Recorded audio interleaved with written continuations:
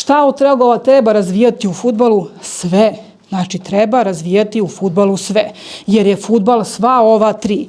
Ne može kad oni meni kažu šta ja radim, evo, trener mi je dao program, radim s individualnim treningom, ja samo vidim anaerobiju, samo vidim glikolitički, samo vidim fosfageni sistem.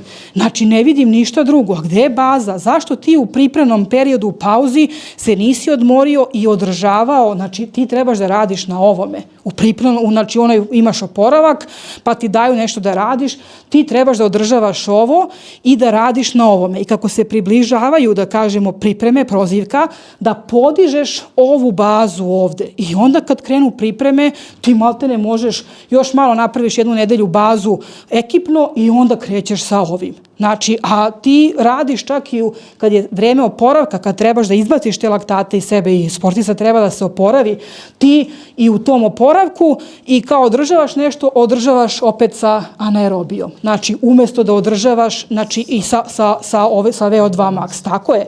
I to je to.